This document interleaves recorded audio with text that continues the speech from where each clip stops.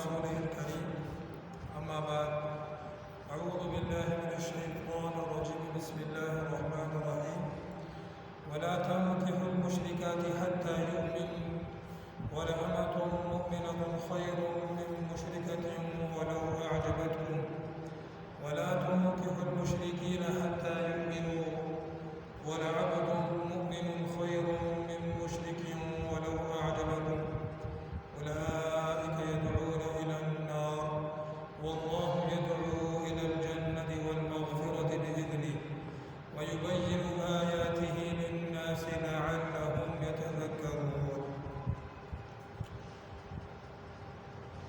صدق الله مولانا العظيم وصدق رسوله النبي الكريم ونحن على ذلك من الشاهدين.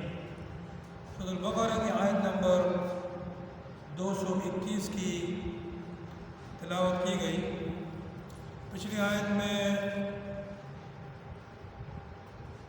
شراب اور جوئے اور کیا خرچ کرنا اور یتیموں وغیرہ کے بارے میں ذکر آیا تھا. اس کے پہلے جو ہے قتال فی سبیل اللہ کے بارے میں بیان تھا. تو مختلف چیزوں کے بیانات جاری ہیں. یہاں پر آیت نمبر 221 میں مشرکات سے نکاح کرنے کی ممانعت کا بیان ہے.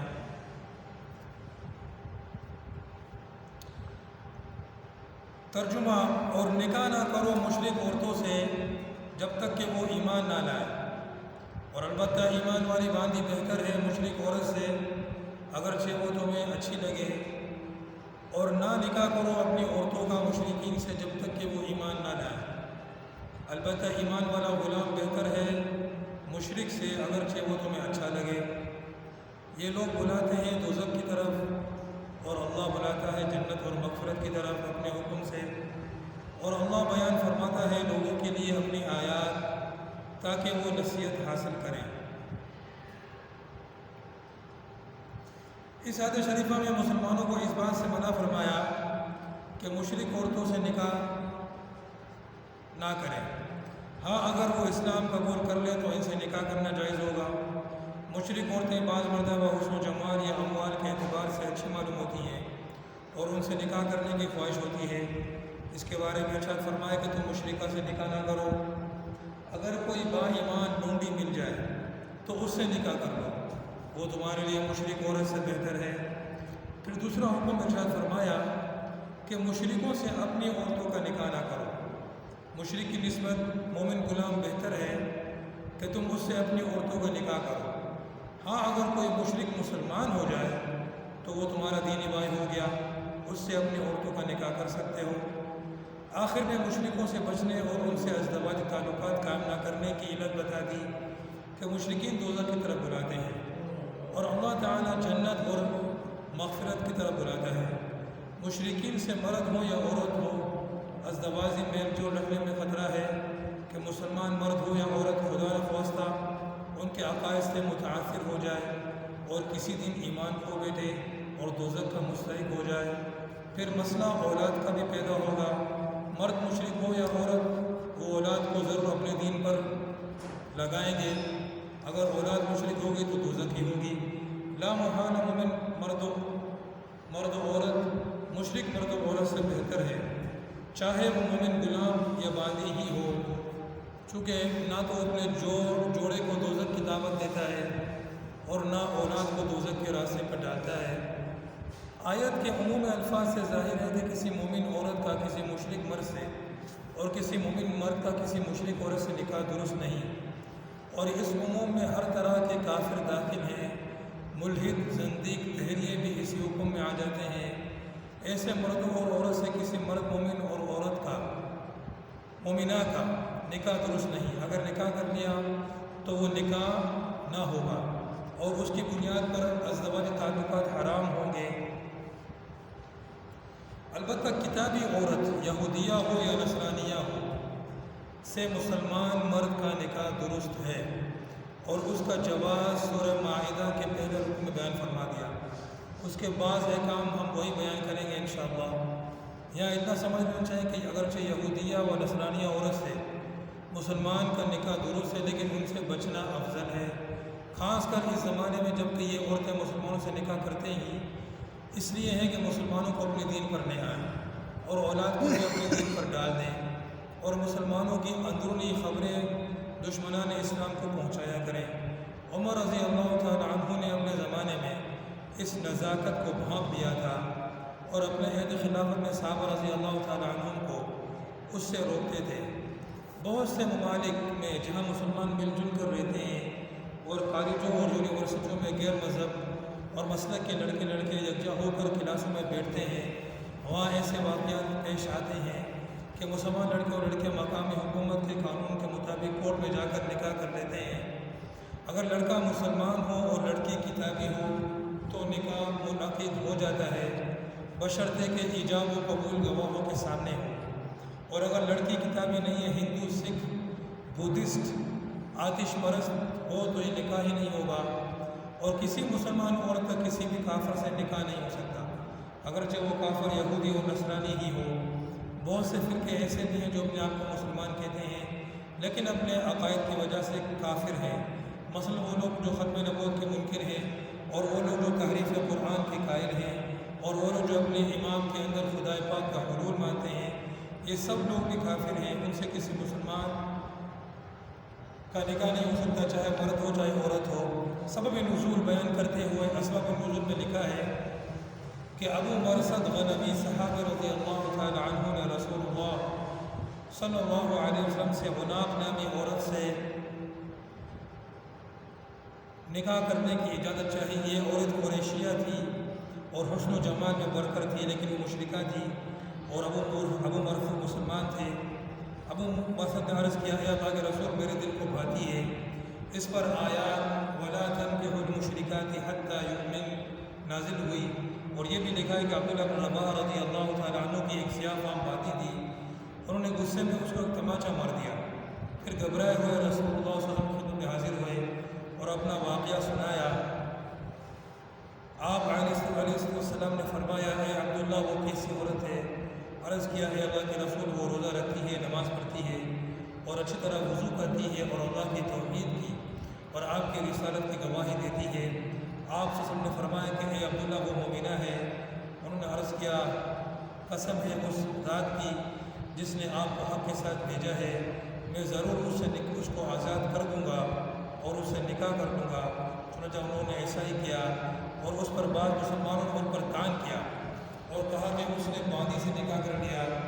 یہ جو لوگ چاہتے تھے کہ مشرکین سے مناقحت ہوتی رہے، کیونکہ ان لوگوں میں کچھ مال و جمال نظر آتا تھا، ان کی تردید میں اللہ تعالیٰ شانہ نے آیت وَلَأَمَةٌ مُؤْمِنَةٌ خَيْرٌ مِّن مُشْرِكَةٍ وَلَوْ أَعْجَبَتْكُمْ نازل فرمائے۔ یہ سورۃ البقرہ کی آیت نمبر 221، اس میں اللہ سبحانہ و تعالیٰ نے مشرک عورتوں سے نکاح کرنے کی ممانعت فرمائی ہے کہ جب تک وہ ایمان نہیں لاتے، اسلام قبول نہیں کرتے، ان سے نکاح نہ کرو، اور اسی طرح اپنی عورتوں کو مشرکین کے نکاح میں نہ دو، الا یہ کہ وہ ایمان لے کر آ جائیں۔ اور یہ بھی فرمایا کہ مومنہ باندی جو ہے، مومنہ باندی، اس سے تم نکاح کر لو، یہ بہتر ہے کہ تم مشرکہ سے نکاح کرو، اگرچہ وہ مشرکہ تم کو اچھی لگتی ہو۔